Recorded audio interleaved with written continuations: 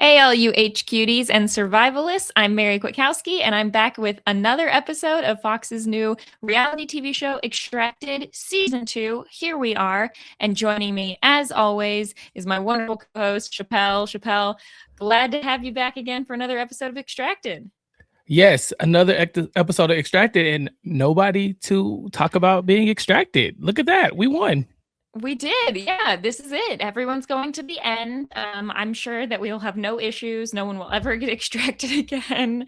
No. While we didn't have anyone get extracted, I do think that we've got a couple people to talk about, both from good gameplay, bad gameplay, some interesting decisions happening. So definitely still a lot to talk about, but I think that having a little bit of a cliffhanger here, nothing wrong with that.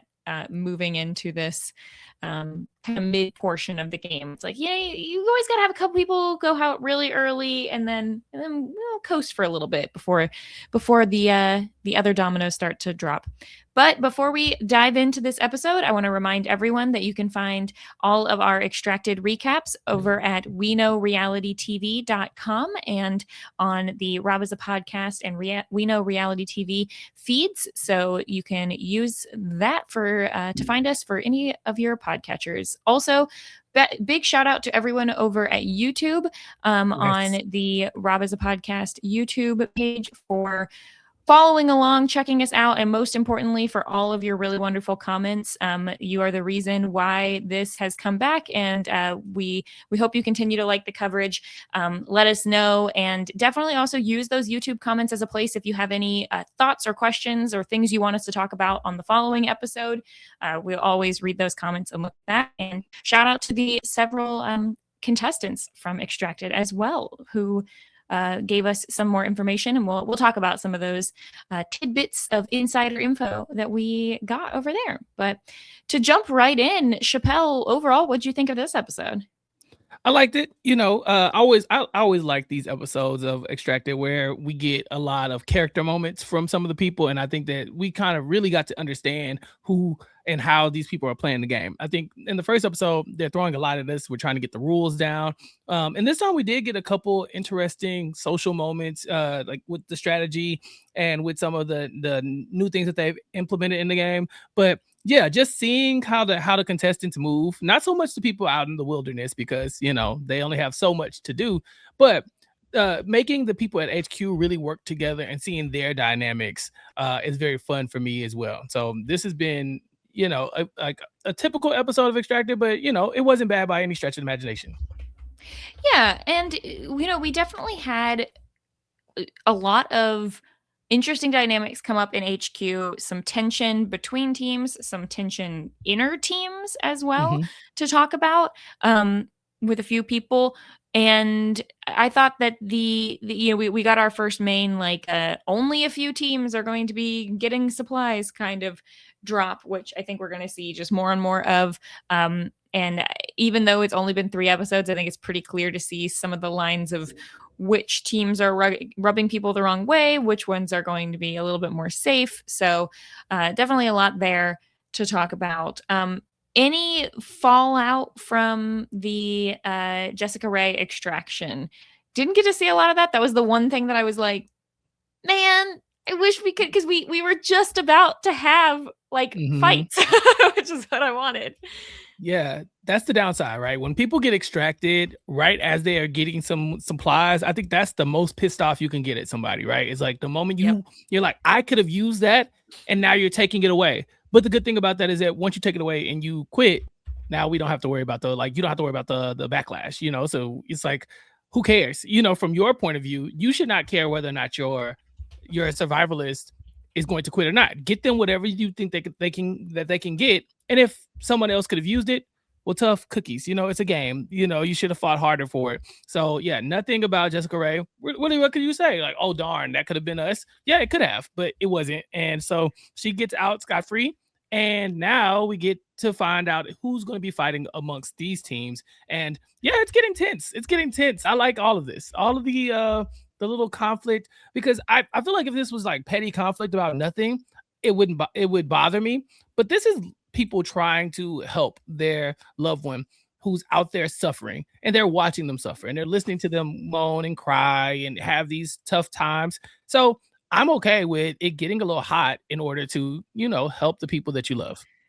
Yeah, and it's a different or a difficult calculus, right? Because your goal is to help your loved one, and the people who are generally going to have an easier time when decisions get made on, oh, we can only help certain people, or certain people are going to get more help than others. It's easier to argue for your loved one if your loved one is doing worse.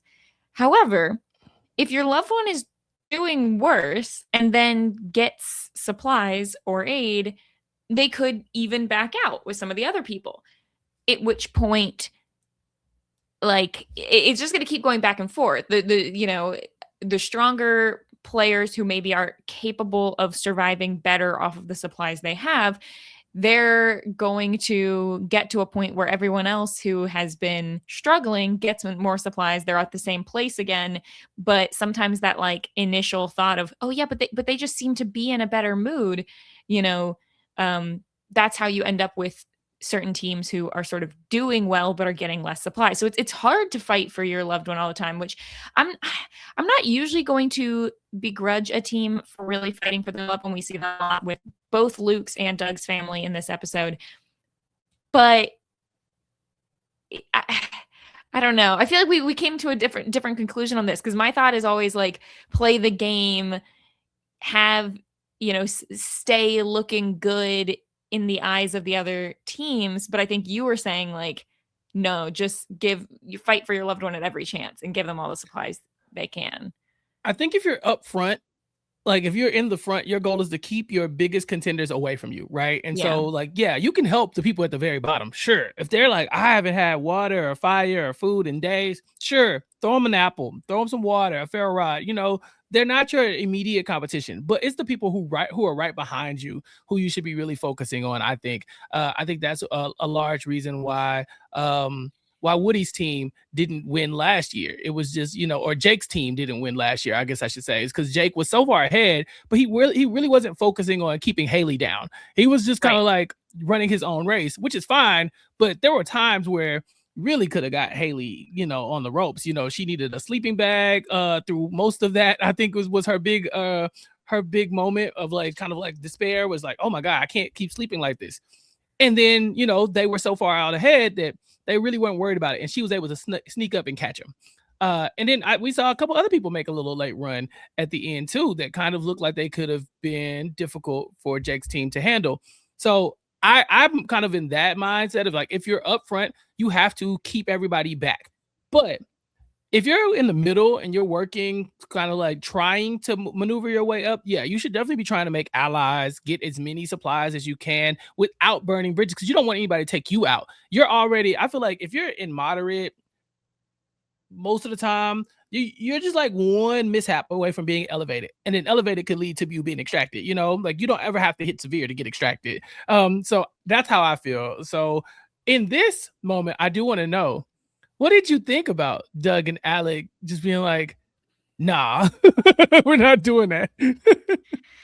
Yeah, it's tricky because I think there is also a thing, and this is where Doug's family is going to have an issue, and it's the same one we saw with Woody's family last year. And it comes from the dynamic of having a father out in the wilderness and the two sons who are back at HQ. I think, I could be wrong, I'm not out there. I think there could be something to people in HQ looking at the loved ones and looking at their perceived strength more so than the person who's actually the survivalist. Oh. Because I think Doug was not looking great when, he was throwing up and stuff. But I think his sons look strong. Does that make sense? Like, I wonder if that factors in at all. It's like, well, yeah, but you guys are playing, and let me Dayton and Alec. Yeah, Dayton and Alec are playing like they're playing hard. Yeah. They're gaming. They like seem like a pretty visible presence. And so it might make some people feel like, well, I'm sort of making Doug seem better than he is based on my perception of how his sons are doing or something. Like, I wonder if that factors in. But yeah, I mean, if you're trying to, I think it's a cost benefit analysis of like, do we play this social capital now and really fight for my dad to get him this stuff, knowing that we're not going to be able to fight for that at every moment. We have to kind of pick our battles and know that we are going to do this very visibly and that Luke's team is going to be upset. Because so you didn't like this? Well, I don't know. I think the thing is, it was food. It was an apple and tuna that Dayton and Alec wanted to get Doug. I think it was pretty ridiculous. This is just me. That Luke's family wanted to give him the propane stove. I think there would have been a lot more useful items to have given him. And so I think that it was hard, I guess he had a bow drill and he starts a fire with a bow drill, which is very impressive. Luke does. I don't know the lifespan of a bow drill. Like, I don't know, like, will that last the whole 2-3 weeks or whatever? But I think them standing there with their little propane stove, they've got almost no legs to stand on, of being like, this is why we really need to give him this, right? It just seemed like this is like a little bonus thing. And the thing is, I don't personally think that Luke or Doug were the 5th most struggling contestant. I think there were other people who probably should have received it. Name names. So here, let me pull up. I've got a slide with the people who end up getting this. And we kind of dove right in here, but yeah, we're talking about the supply drop where they had 3 minutes to get 5 team supplies. And everybody, why did it put the S on the second line? Supplies. I tried so hard to make sure that didn't happen. Whatever. Supplies. But so the 3 teams on the bottom here were almost like universally, yes.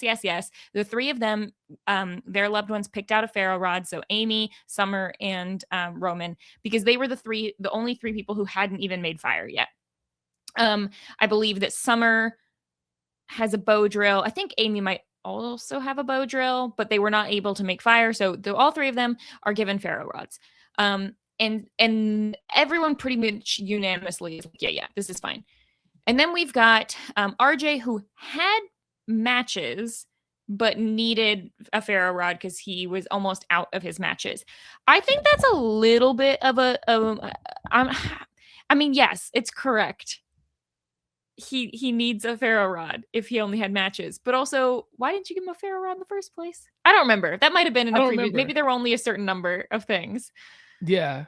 I think that's what it was. Didn't they had to barter? Remember, it was like you had to switch with somebody. So I think they just landed on matches. I think they landed on matches. Yeah, they got the large knife, matches, and a fishing line.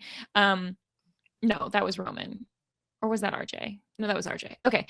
And then for Doug, so Doug had a ferro rod, a fishing line, and a blanket, but he really, really needed food. And I think he even said, like, if I don't get food today, I don't know how much longer I'm going to be able to last. And so he just threw up all his other food, and like he threw up the potato that he had eaten. So yeah, I don't know. I think this was a place where,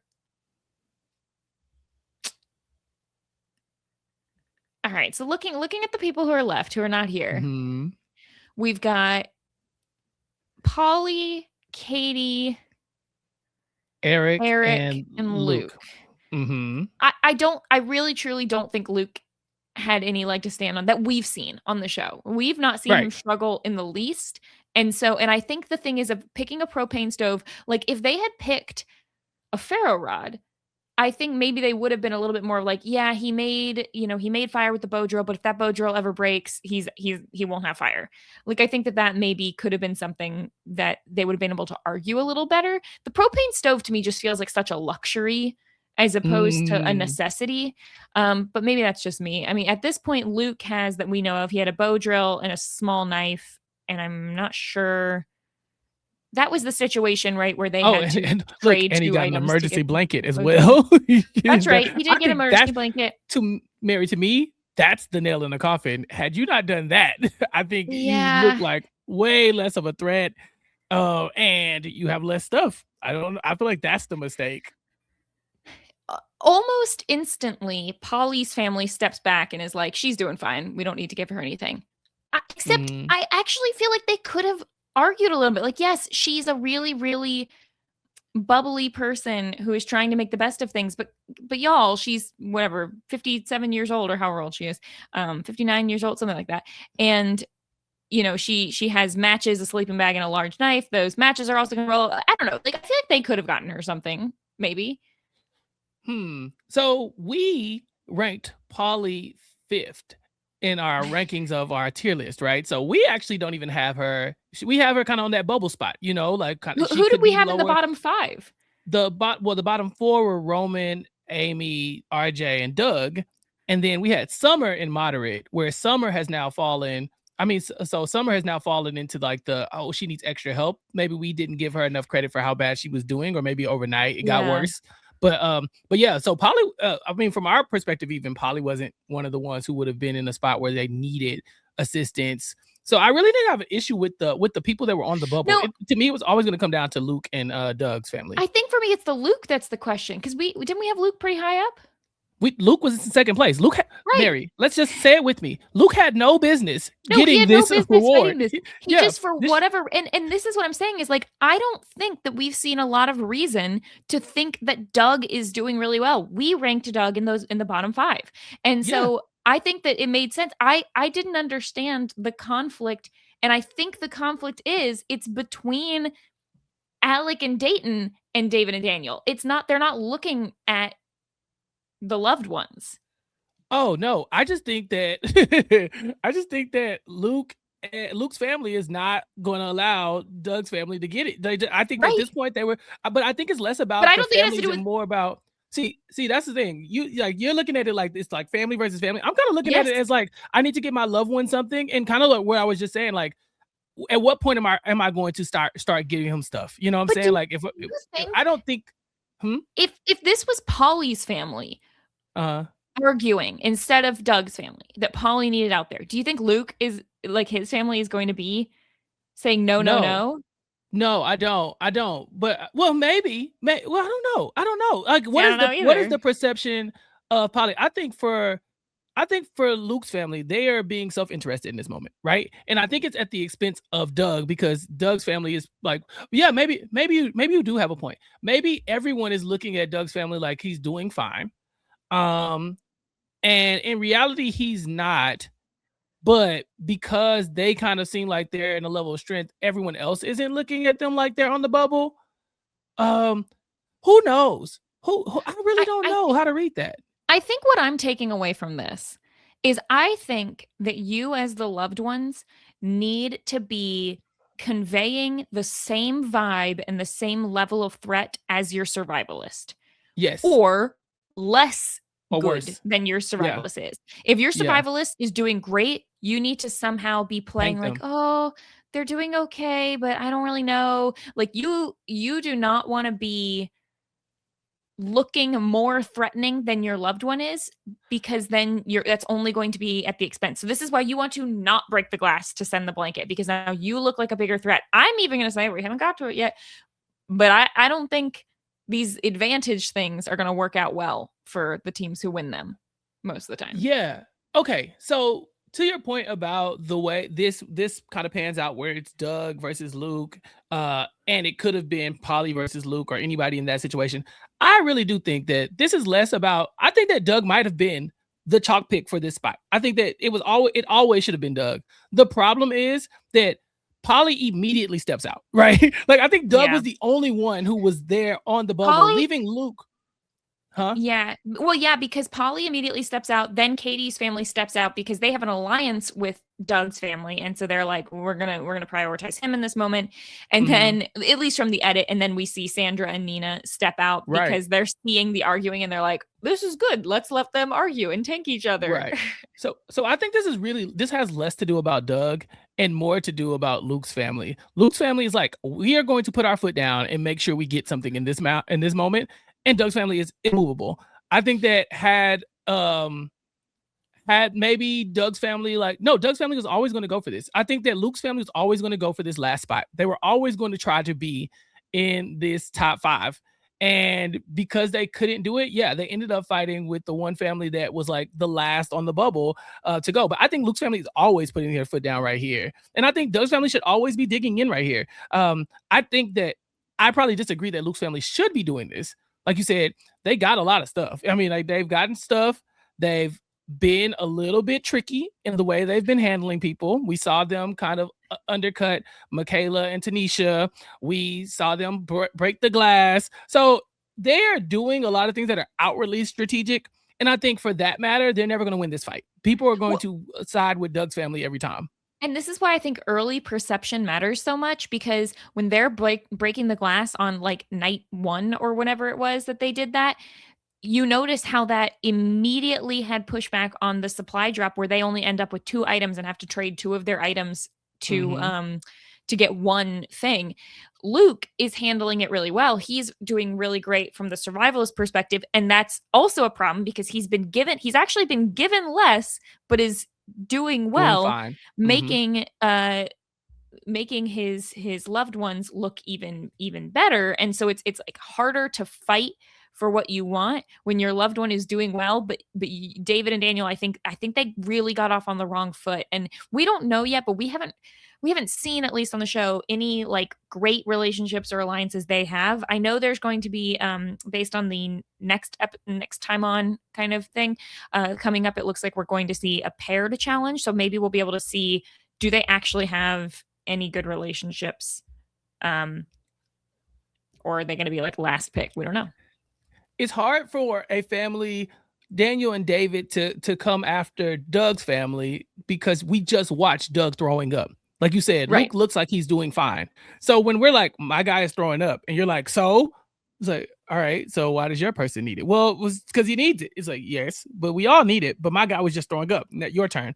And you're like, okay, well, he's cold. It's like, well, didn't you give him a blanket? Okay, well, his fire is struggling. It's like, but didn't you give him didn't you give him a bow drill? Like, so it's like, in those moments, you're kind of like, it's like the oppression Olympics. It's kind of like, I'm worse than you. No, I'm worse than you. No, I'm worse than you.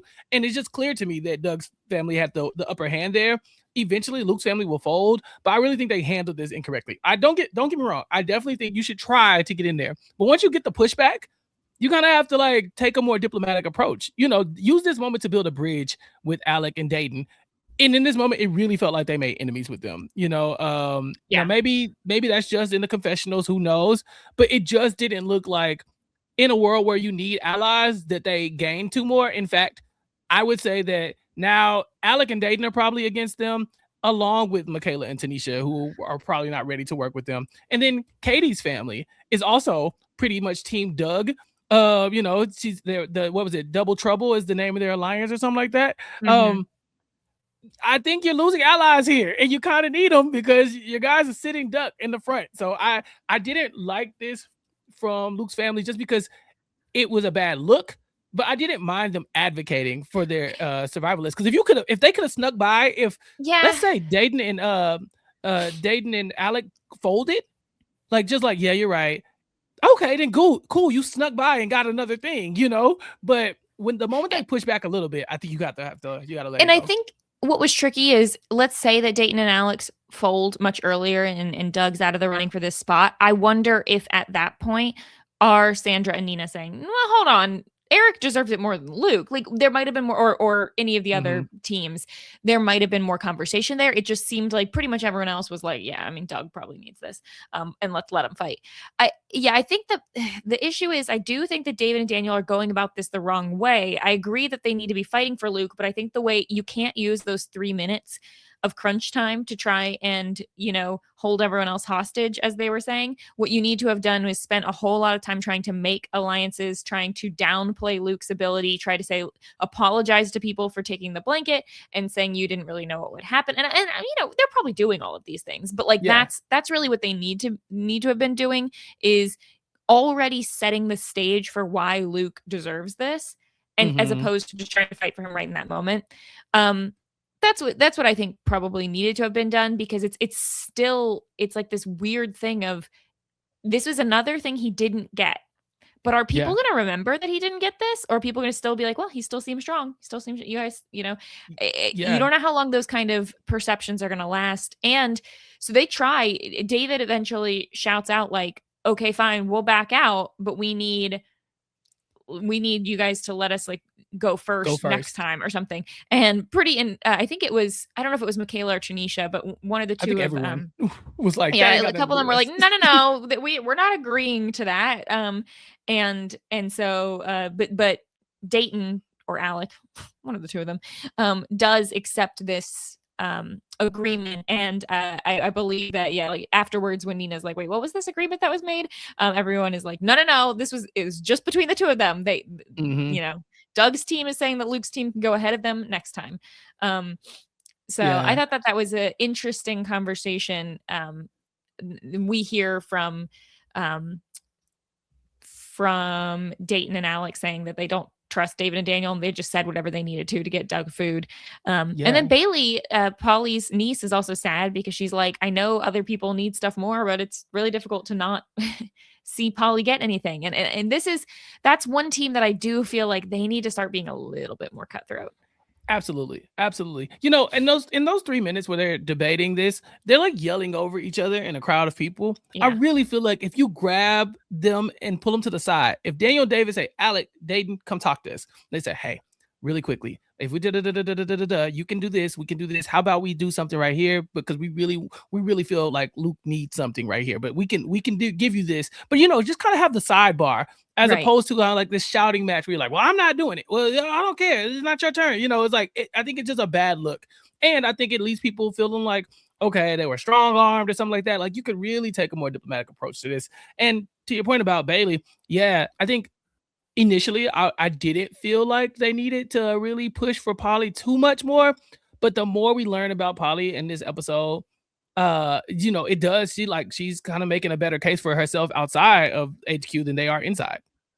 Yeah, it's really tricky because I think that you need to. That's one of those kind of circumstances where you need to start downplaying the positivity of your loved one, even though, you know, Polly seems like she's doing okay, and Katie to some extent is in the same bucket, but Katie is very Haley coded. Haley coded. I keep trying not to just like make these one-to-ones, but they're there for a reason. So Mary, is that your archetype? Would you be the Haley / Katie of this? I mean, you're not blonde, but I'm not blonde, but maybe. I mean, I would like to think I could be that great. Okay, actually, we'll talk about Katie in a little bit, but yeah, Katie was screaming Mary today in a lot of the episodes. She started talking to herself as if her friends were there. I was like, okay, Mary, we got you. I see who got your spot. I do feel like, okay, we'll get to it, but I do feel like that was this might be my archetype. So I did appreciate when they get to drop Luke saying, let's see how popular or unpopular you guys are, because I do think that's like, yeah, Daniel, David, that's your problem, is that you guys are unpopular right now. That's a big part of it. So Doug is very happy with what he gets. Summer thanks her family. Amy cries happy tears. Roman cries like when he hugged the camera, like went like that. That was cute. That was cute. Lindsay takes this moment also to thank everyone else, which I think was good. It's always good to be making friends. Good job there. RJ is also very emotional. I love seeing the thanks and everything, because RJ has been a little bit mentally checked out. So Tanisha hopes that this will help with that. I loved when Eric is opening his box and he goes, let's see what's in the box. And Nina just goes, not a damn thing. Not a damn thing. Nina, oh man, you can tell that that she is Sandra's daughter. They say things in the same way. It's great. They do, but I do like that there's going to be a little conflict between Sandra and Nina by the end of this episode, because Sandra's like, girl, what are you doing? Yeah. Now it's funny to me though. Eric is doing fine, it seems, but Eric is almost like, he's almost victim to Sandra and Nina's wolfiness. You know, the fact that they've played these games before and that they're big threats just from playing Survivor and the Traders and they're big names or whatever. Eric, they have to play so much tighter than everybody else, right? Like Yes. Sandra is not allowed to be fighting with Doug and Luke in his family in these moments, right? Like they have to kind of be like, no, we gotta sit this one out. Even if Eric needed it, it would be so inopportune for them to just jump in now. They kind of need to pick their spot. And so Eric has to be such a trooper because there are a lot of these fights that Sandra and Nina have to fold immediately because everyone's already looking at them with a little bit of a closer microscope. You know what I'm saying? So I kind of find that fascinating to watch because he really can't be too upset about not getting anything if he's looking at it from that point of view. Like, yeah, I can't get stuff all the time because I have this massive name attached to me, but also maybe I have an advantage in just being that those are my loved ones. And so this is kind of like the equalizer for him is that you get Sandra and Nina, but we can't get you stuff all the time. Right. Yeah, and I could believe we haven't seen this yet, but I could believe that Sandra and Nina would be the type of people to hopefully be doing the quiet conversations with people, hey, so that when it is really dire, he can still get something. But we'll see. We haven't got there yet. Luke and Katie don't get anything, obviously. Polly doesn't get anything. And this is where we get some information about Polly, that she had stage 3 uterine cancer relatively recently. 3 years ago. 3 years ago. Yeah. Yeah. And this is where Bailey says that she feels like this is a game where the nice guys finish last, but she's not willing not to be nice. And I do think that that's going to be a bit of a something that's going to be tricky for them to work through. I think they need to, I don't know. You don't be mean, but you need to fight for your loved one a little bit. The better your loved one is doing out in the age, it's like there's like a some type of algorithm, right? Where it's like if your loved one is like solid outside, you can be nicer inside. The worse your loved one is doing, the more cutthroat you have to be. And so it's like, like we saw last year with Haley, and we're kind of seeing now with Katie. Katie's fine. She's not making any enemies. She needs a sleeping bag like Haley, but for the most part, she's just chilling, right? So since she's chilling, her loved ones can chill. They can make alliances, they can do those kind of things because when it's time, they can ring that bell and say, hey, we've been chilling. Can you help us out? Polly, on the other hand, is like, hey, I need stuff. And so, but she's doing okay-ish. So they need to be a little cutthroat, right? Like they can't be completely cutthroat because you don't want to do anything that will send any ire her way. She's doing too well for that. But you have to, at least like you said, you have to be fighting for her to some extent. So I think, again, it's about picking your spot. And I don't think this is the spot. I don't. I think Bailey is taking it hard because that's her loved one. And I do think that she does need to fight for her eventually. But I don't think you can let your loved one's emotional state outside dictate your moves inside all the time. And I think that because Polly took that hard that she didn't get anything, it makes you feel for them even more and be like, dang it, I should have done more. It's like, nah, you need to look at in their best interest. They need to take this L right now because you're going to have to utilize some of your good capital later on. At least that's how I look at it. Well, and also, Polly, this was good that you showed some frustration because it means that other teams are not going to view you as strong. Which is good. So we see Amy make fire, which is great. She really needed that. Does a fire dance. Yeah, I think Skylar and Trung were definitely patting themselves on the back for that one, being able to help her with that, as well as Roman makes fire. Great job there. Unfortunately, our third person, what is a Sage Wisdom one? I was trying to remember what that meant. Because we were under the impression that Sage might be making life harder for Summer. That's right. Not trying to ruin her efforts at winning the game, but just trying to keep her on difficult mode. But in this episode, Mary, he was too nice. Summer does not have a bigger cheerleader in the world than Sage. Okay, Sage, every time they cut to him, he's like, "Come on, you got it." Like Sage, you lost the plot. You did, Sage. What happened there? So Sage Wisdom 0. Yeah, we're gonna have to move the Sage Wisdom back down to 0. Because Sage, I think later on in the challenge is like says something about I can feel it in all of my arteries. What did he say? Yeah, he's so stressed out that it's starting to make him Sage clench said up. Something. Like, I'll get to the quote later. Yeah, that's what it was. It was something like that. All right. So sorry, the sage wisdom back down to 0. We'll keep checking in to see I think it's actually a negative if 2. things turn in the other direction. I think it's actually a You give it a negative 2. -2? Yeah, well, I think it was a All negative right. 1 We this can do that. time. I think it was -1 this time, and I think it's now Yeah. down to -2. Sage, -2. you're a big softie. You love Summer. Stop playing. Yeah. Stop pretending that you don't. Yeah. Like This if is you really want to count something, Dallas is who we should be looking at, Mary. Now that's a man who has not lost sight of things. He's here for the money, and that's it. that is true. So Dallas, oops, there we go. Dallas was yeah, what can we call that? This is the I don't know. But it's very funny. Roman does well in this episode, and it looks like I think even Roman says he says Dallas has no interest in seeing me do well, but he wants to win. And so like if like he could win and I do poorly, he would like that too. But like he's here for the money, and that's all. He does not care about Roman's well-being out there in the wilderness. You signed up for this kid. Oh man, this might be my favorite family dynamic yet. Yeah, how many let me call these big brother points? How many big brother points is Dallas getting here? Oh yeah, he definitely gets another one because for him to be in the Roman does succeed.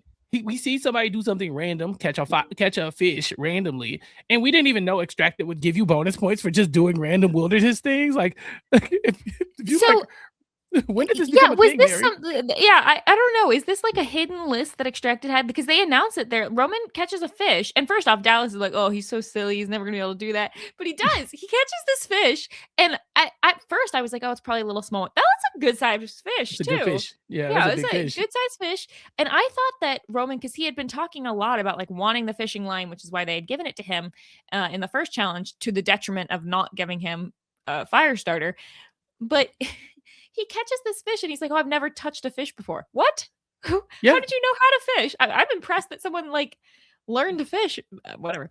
Mary, those are called little brother points. It's something about being an older brother where you're like, here's a practical look at life, and you tell your little brother, and they get to be the little brother and be like, la la la la la, and just do what they want, and then it works out for them.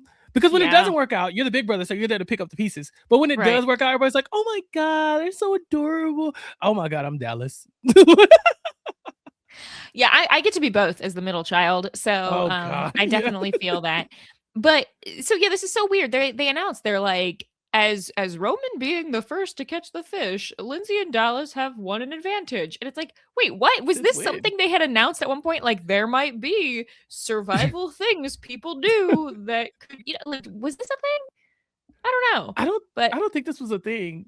We saw people doing archery and stuff last season, I think, right? Yeah. Like, didn't someone like try to use an arrow? That was a survival challenge, right? And then nobody caught anything. Wasn't that? Yeah, nobody caught anything. This time they're like, okay, if you do something cool, we'll give you some points, some cool points. Yeah, these are like this is what they call in D&D inspiration. If you like do something cool, and then the dungeon master is like, "I'm gonna give you some inspiration points because that was awesome."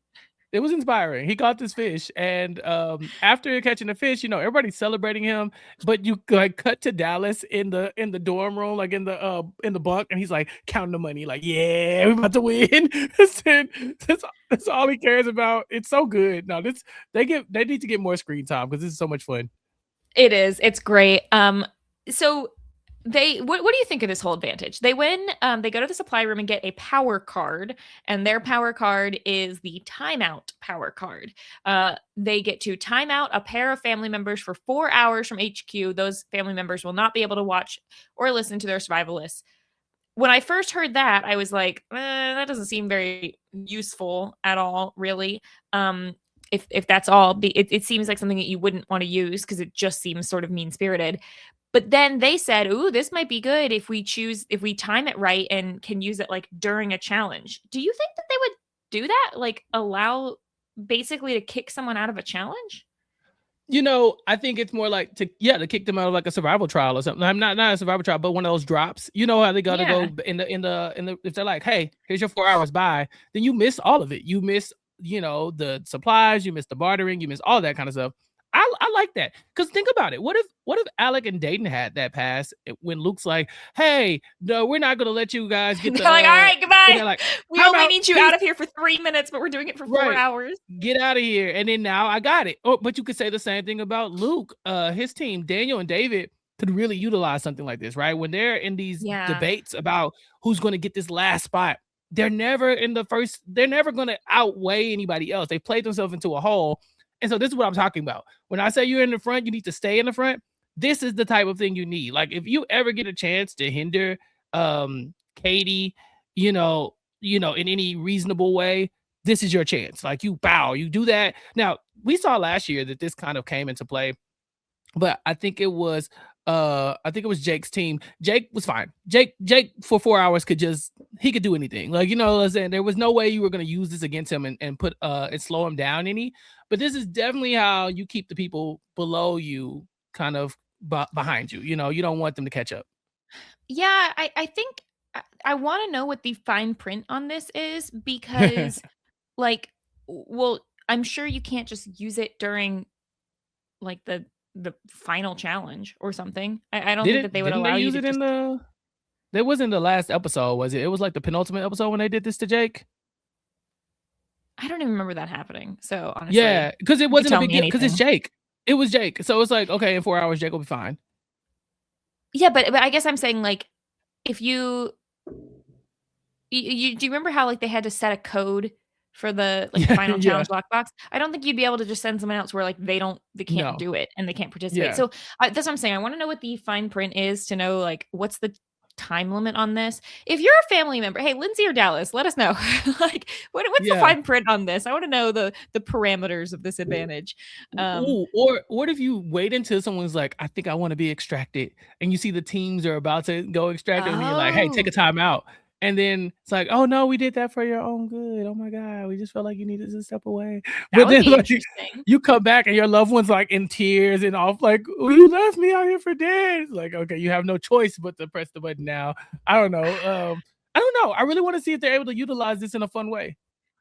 Me too, but I'm afraid because I feel like my instinct would be to not use it, or save it for a crucial moment where you basically say like, I'm sorry, it's the final 5, like we need to do everything we can to get ourselves ahead. I don't know, it was interesting. I did like hearing this. So I'm talking about David and Daniel, so Luke's family. They said they want to make sure they're on Roman's family's good side, so that if it's a benefit to them, that they'll get that, and if it's something where they get to negatively affect someone, they don't want to be that negatively affected team. There we go. This is what I'm talking about. Go make alliances. All right. Now we skipped over this chronologically, but I want to talk about it because Katie is me. So Katie gets bored and she just starts talking to the camera, and she just starts describing to her sisters the plot of ACOTAR. Now, I've never read ACOTAR, but this is definitely the kind of thing that I would do. This is me just when I call my parents regularly. I'm like, hey, let me actually, and if I'm in person, it's worse because I'll get out like a whiteboard or a piece of paper. I'm like, let me describe to you this entire plot of this fan fiction that I've read. I know you don't care about this, but I'm doing this. Or like they don't watch Big Brother, and I'll be like, this is what's happening on Big Brother. This is why it's important for you to know what's going on and why the internet is mad about a hamster wheel. Like that's the kind of thing that I do. So this would be me. I would nonstop be doing this. And then she starts just like rebuilding her shelter for fun. Just to like make it cooler. Yeah, this is all I would be doing. So while I don't have 2 sisters who could come out and watch, I do very much relate to Katie in this moment. I'm not afraid of the dark, but I just put in my notes, this is Mary. That's all I put. Like, oh yeah, this is Mary. Yeah. I'm and sorry, I wrote, this like, is me. yeah. When she started just like talking, I said, okay, yeah, this is probably Mary. And then the building the shelter for fun, I was like, oh, this is definitely Mary. Mary does things to punish herself for fun all the time. This would be great. Yeah. I also really identified with Polly last episode where she was like putting the moss down and was talking about how she's like, I know carpets are out and hardwood floor is in, but I'm making a moss carpet. I love that. That was great.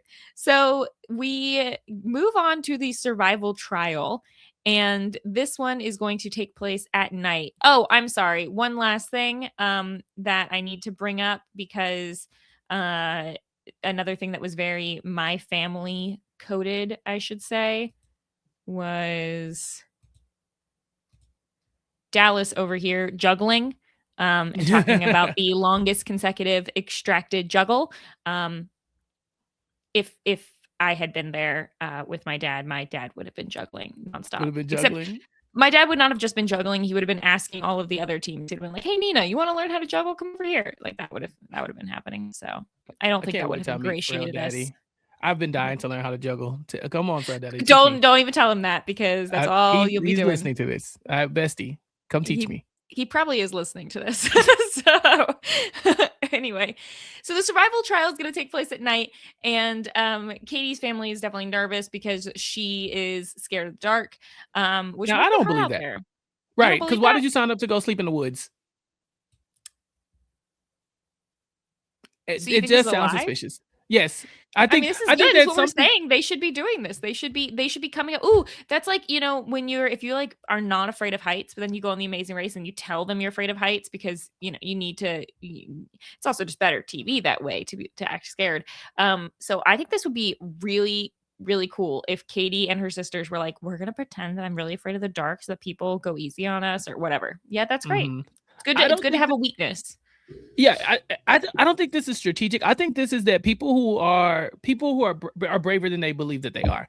I hear a lot of people on The Amazing Race say like, I'm afraid of heights. And then they go and then they do the heights challenge. And then 3 episodes later, they're like, because I'm deathly afraid of heights. I'm like, no, you just walked across that thing up there and you survived. You just jumped out of a plane. You're not afraid of heights anymore. You can't say that. Like, you've done that. Like, I am afraid of heights. I am not jumping out of anything. I am not walking off of anything except for the set of The Amazing Race when they tell me to jump off of something. You know what I'm saying? Like, I'm leaving. So that's why there's a difference. She says she's afraid of the dark. Then why are you sleeping in the woods? You know what I'm saying? Like, that's not a thing that people do when they're afraid of the dark, because that is the dark. Don't get me wrong. There's lamps there, but you're not afraid enough to not risk that.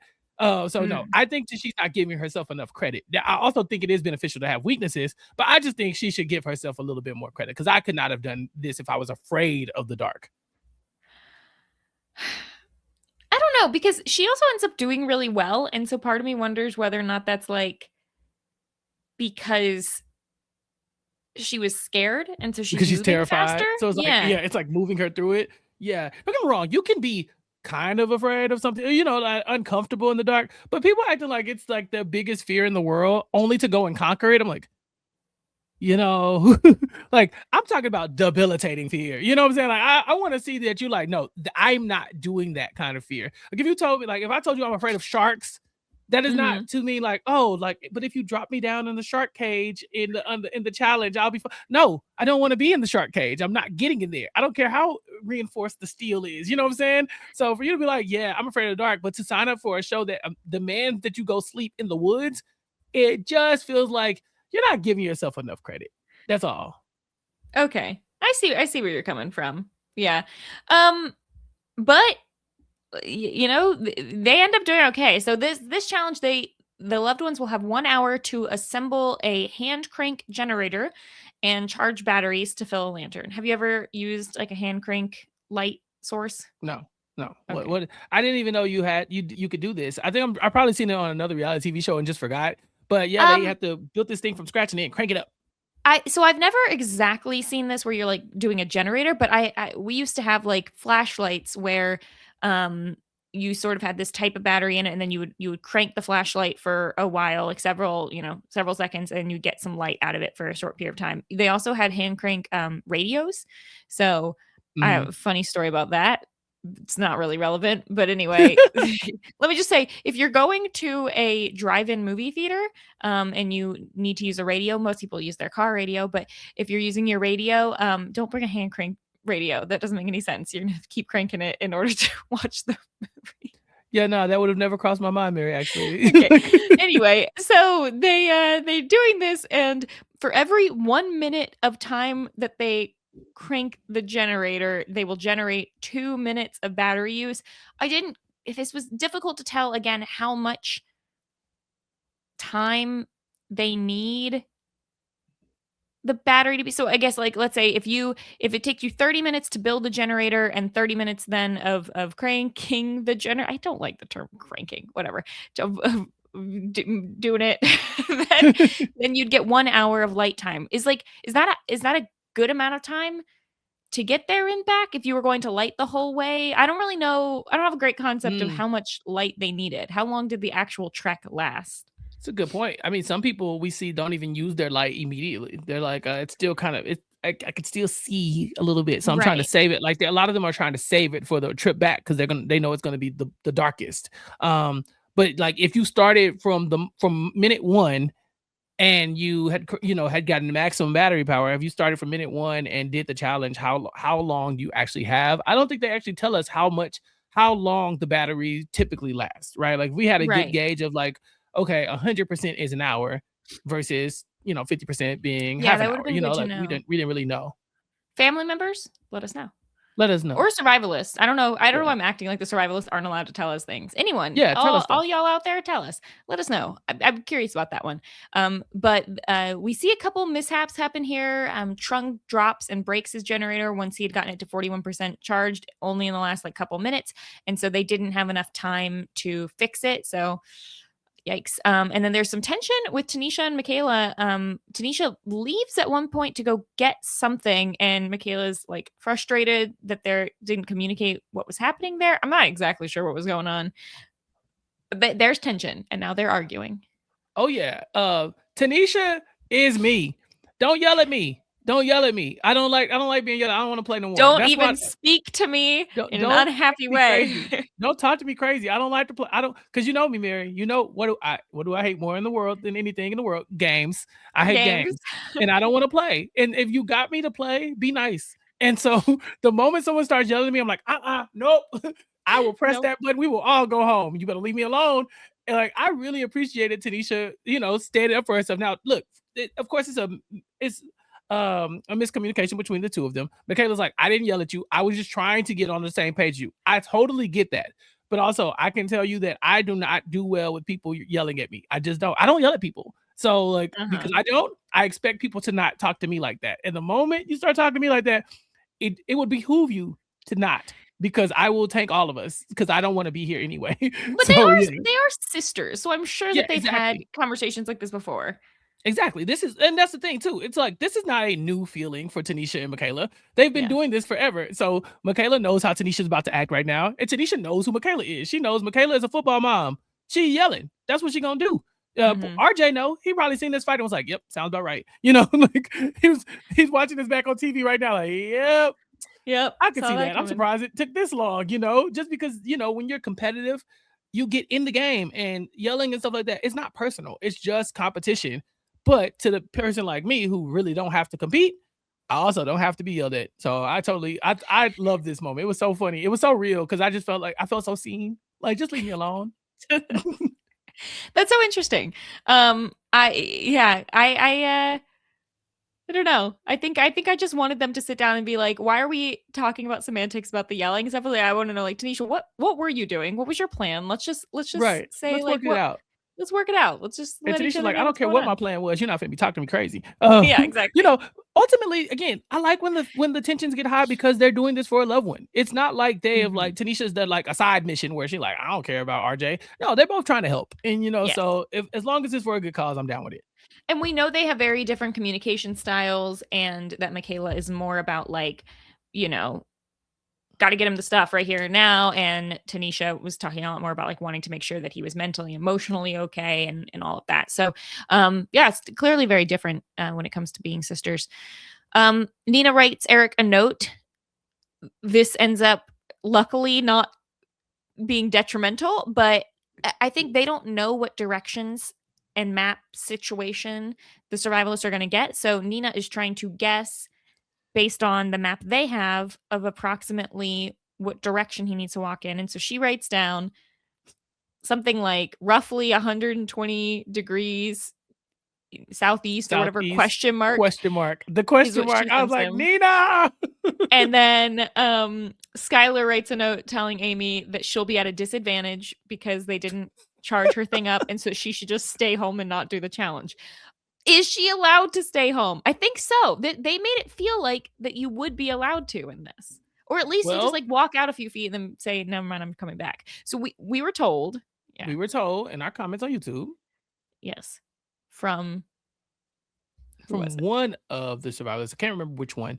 But yeah, we I'll were find told it. that they're not allowed to opt out of challenges. Now, I pushed back a little bit. Nah, don't get me wrong. I can't change their experience. If that's what they were told that. But in season 1, we definitely saw at least one time where someone was so weak that they couldn't participate, basically.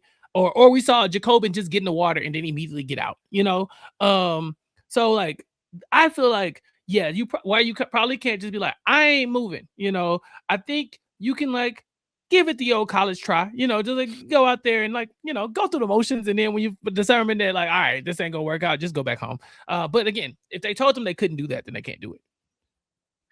Yeah.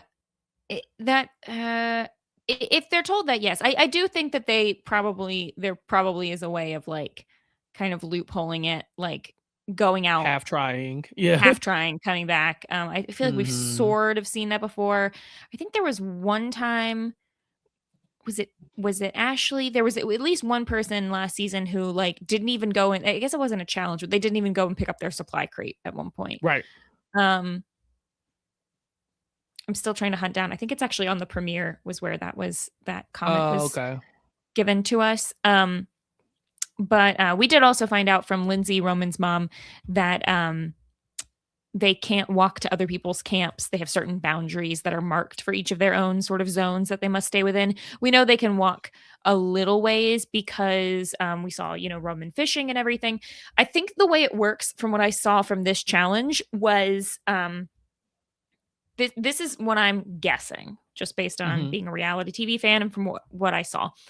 If they all were given the same directions, because we did see multiple people say that they're supposed to go 95 degrees east or whatever the direction was.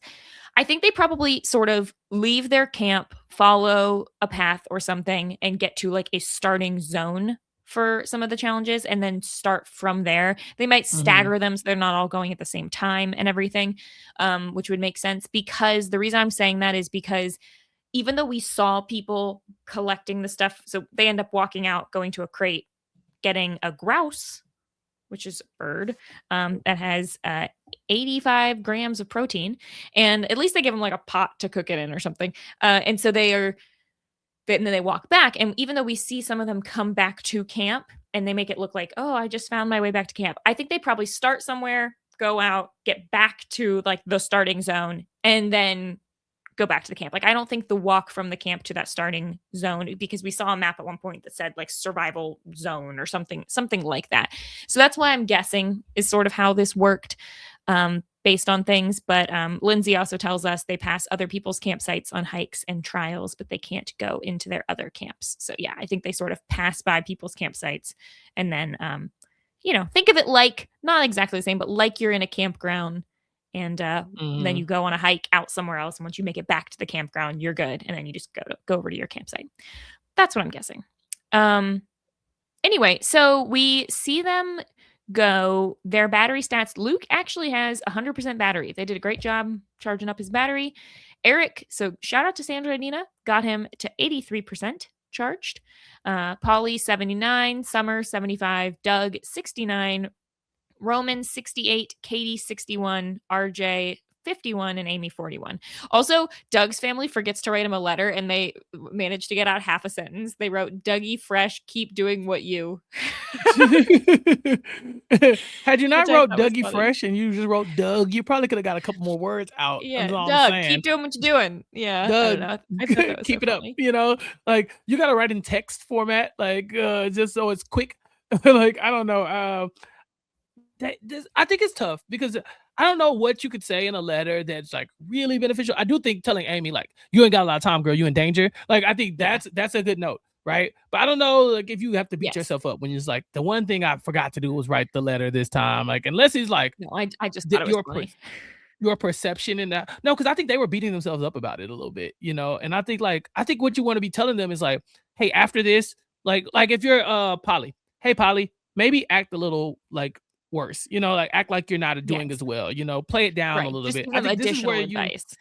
yeah, where you kind of give the people information about the perception of you from inside HQ, what you can be doing to help us out a little bit so we can help you. We can hear what you want. but you gotta like now we gotta give a little give and take. I like the letter aspect of it. Yes. Yeah, that was funny. So they all go out, and let's see who gets there first. Katie gets there first, right? Oh, well, first we've got the whole No, Eric Luke. thing. Here, Yeah, talk Katie about gets the there whole first. Eric situation with his letter. So he's reading it, but he's seeing that Nina said go southeast. But he's like, she's kind of like, no, I meant like in that vicinity, question mark, like kind of in that area. And he's like, so southeast? And she's like, no, but like in that area.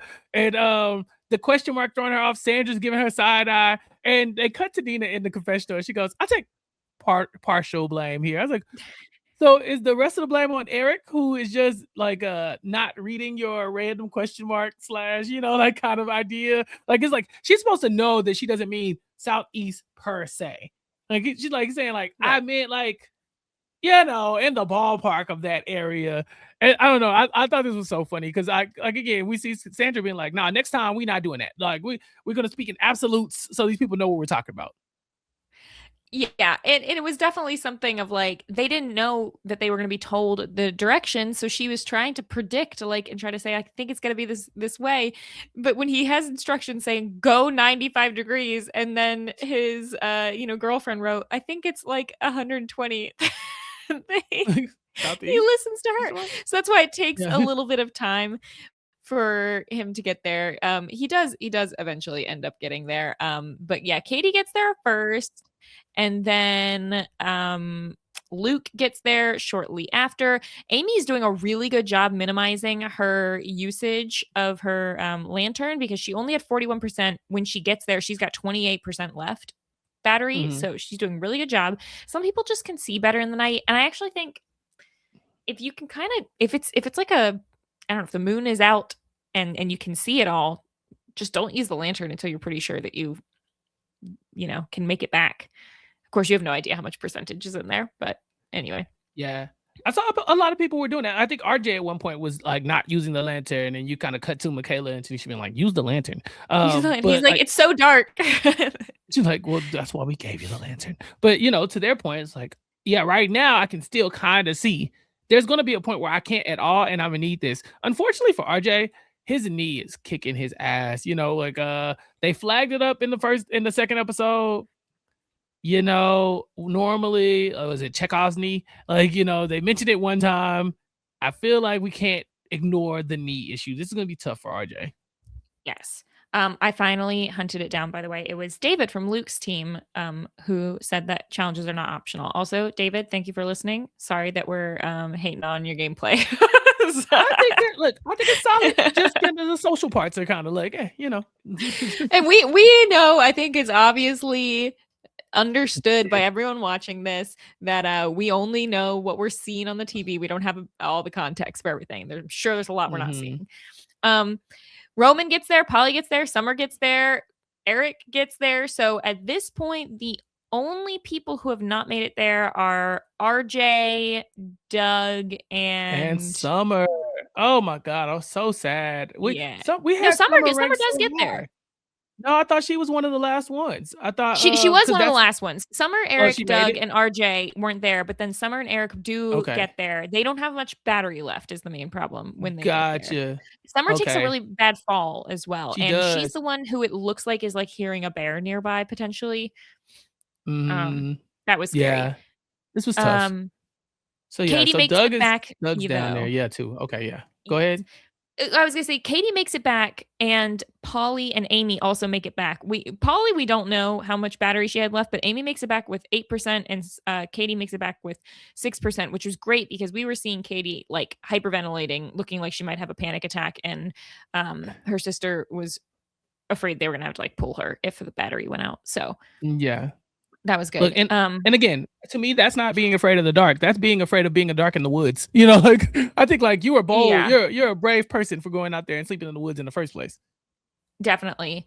Doug does manage to get there, and RJ gets there. So I think was that everyone? Did Eric ever make it?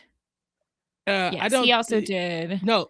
Yeah, Eric made it. So yeah, it was down to RJ and Doug are the ones that we have the big question marks on, I think, by the end of the episode. Yeah, Doug and RJ, Eric is getting lost on his way back. RJ's only got like 9%, and someone's light goes completely out. I think it's Luke also takes a hard fall on his kneecaps. Doug's light goes out.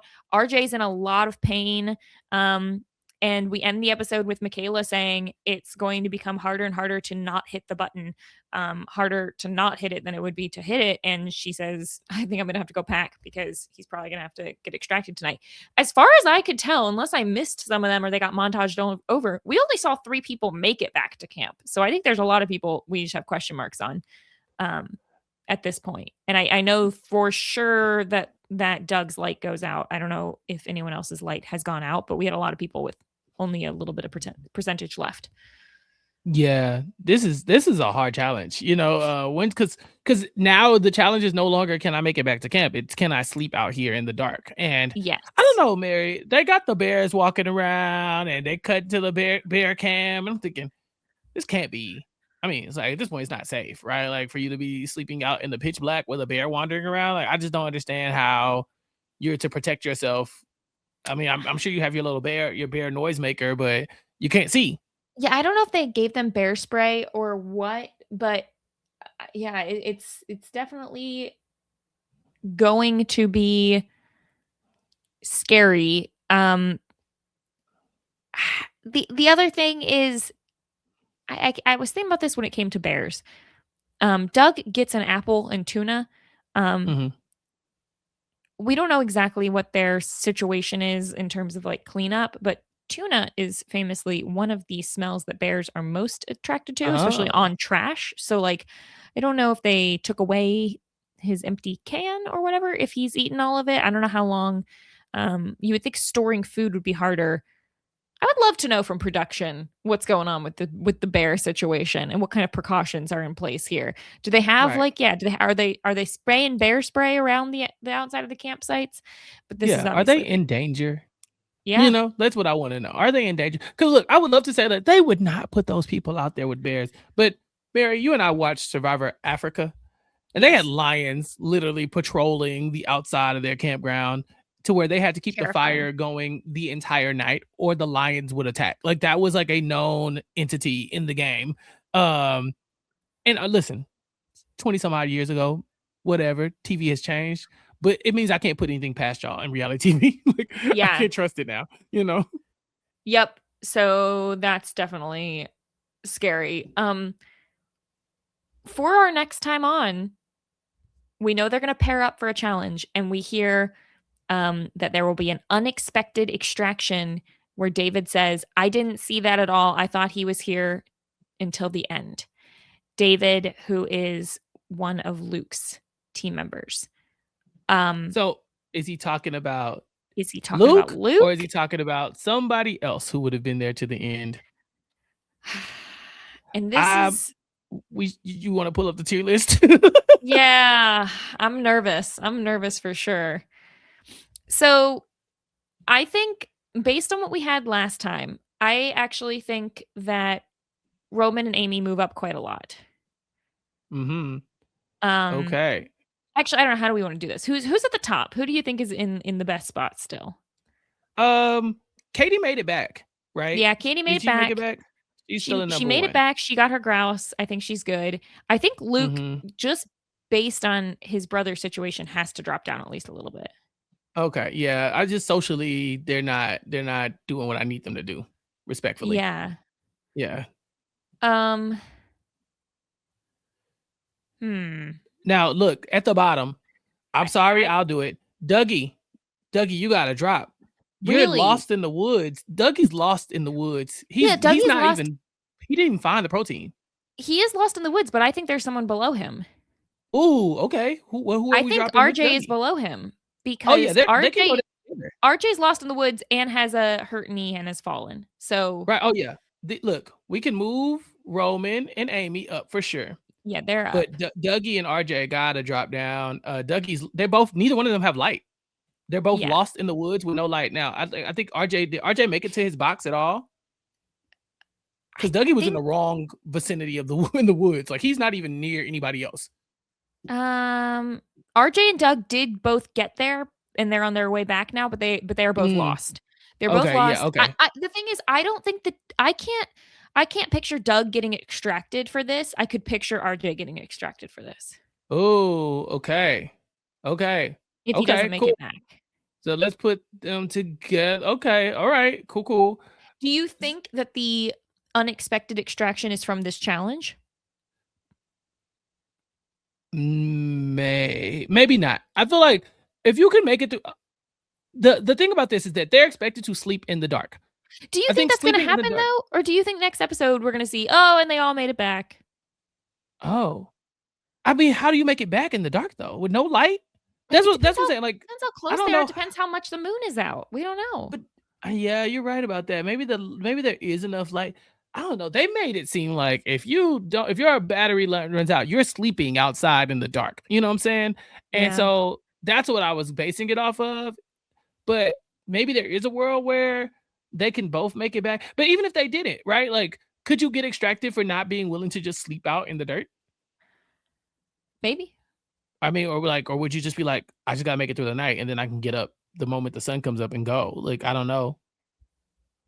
I don't think I could sleep outside in the woods in the dark. Like, I think I would need to like have some type of camp. Like I don't think I would be bold enough to do it. I would think I would be in danger.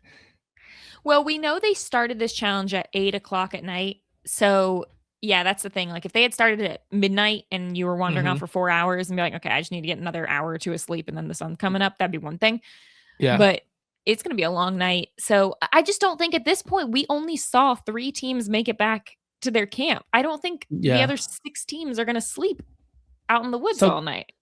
this is a red herring. You think this is like for drama and suspense, but they're I all think fine. we could see 1 to 3 teams sleep out all night, but I think the first thing we see at the beginning of the next episode is a couple more people at least making it back to camp. Well, I hope so. Okay. So yeah, let's go with that. Yeah. So I at think this point, do you Mhm. feel like the rest of the tiers have mostly remained the same or no? Because No.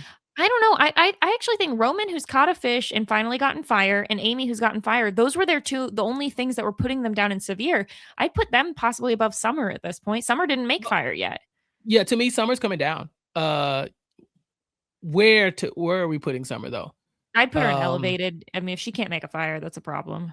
that's a And problem. she took a hard fall on her way Took back her on this and challenge. she hasn't made it back with her stuff yet. Yeah. I mean, no one We has saw really, but We saw Amy make it back. We saw Amy, Polly, and Katie for sure make it back. I'm good with moving Polly up. How do we feel about Eric? I don't know. He hasn't made it back yet. He hasn't made it back yet, and he hasn't been He like hasn't been he's getting a not ton of getting stuff. anything. Yeah. Yeah. And then Roman is pretty Caught a upbeat. fish. Caught a fish. Now, I think at the beginning of the episode, we did see that Roman was in elevated. Roman and Summer and someone else was in elevated as well. But things have changed since then. I think based on what we've seen, Roman is doing fine. Where do we put Polly at this point? I think Polly's above Eric. I don't know. She's right around Amy for me, the two of them. Yeah, Amy's solid. Like, we're not giving Amy enough credit. I mean, don't get me wrong. We talked about what she did did, a fire dance. Yeah, the fire dance. She really came far. I assume very quick at this challenge, just based on the fact that she got there, got the stuff, and got back without her fire With going out. low Or without battery, the right? battery. Yeah. Yeah, exactly. So yeah, I don't know, man. I think I'm down with putting. Would you be willing to move Roman up some more? Since he got the one thing he was Yeah, missing. I'd move Roman up too. I think he's probably at the end of moderate, somewhere in that Okay. chunk. Yeah, I don't know exactly between them. How do we feel about this ranking? Do you think Polly's in elevated, or you don't think she's also in moderate? I think she feels like she might be in elevated, but I feel like I have faith in Polly. But is it just because her attitude? Like in this episode, she was talking about how she really needed that going stuff. a long But way. yeah, I think she's. Let's just say, is it just that she's just like, peppy about it? Yeah. Bailey seems to be having a hard time, but she seems Yes, like she's that's true. okay. Yeah. So okay. What if we did that? We put Polly back up here with these people. Yeah, I think she's her and Roman to me are right there close together. So Mm-hmm. yeah, I'm good with this. I think this works. So yeah, we did it again. Nobody extracted this time, but we got a new crew here, and we Do still you have a got gut Katie feeling in the for front. who the person they're talking about for next time is gonna be? Who's gonna be extracted? If they said I felt like he was gonna be to the end, I feel like if I if I had to look at them and say like who would I think would have made it to the end, I would probably say Doug, just off of he looks kind of like an outdoorsy guy, and maybe Eric because of his connection to Sandra and Nina. Um, Yeah. Doug, Eric, and Del- Luke are the 3 I'm most worried about. yeah, for sure. Because I think I think you could have reason to question like RJ has a bad knee and Roman is very young, so like maybe the two of them probably don't look like they would be the ones that would just stand out as like, oh, I thought they were gonna make it to the end. But these other three, I'm questioning them. this is the most scared I've been for Eric, so Same, we'll see. same, yeah. Because I do think that he gives, the most like, "Oh, he's doing so He's well, doing doesn't have fine, any right? issues, doing fine, thought he'd last," you know? I don't know. It was Luke's team who was saying it. I think that he would have been more upset if he was saying it about Luke, but we'll Hmm. see. Whereas I feel like RJ is the most obvious person to go home, but I just don't think that, I don't know that they would have said that they thought he was going to last that long. Yeah, same. So, I don't know. Well, another good episode. Thanks everyone for sticking around. Like I said before, feel free to leave any thoughts or questions or comments or anything in the YouTube comments for us to look at, and we will talk about those next time. Otherwise, Chappelle, what else you got going on? Recapkickback.com, youtube.com/@recapkickback. That's where you can find my podcasting. You can find me talking about it. Welcome to Derry, A Night of the Seven Kingdoms with our special guest, Taryn Armstrong, this week. Ooh. So join us for that.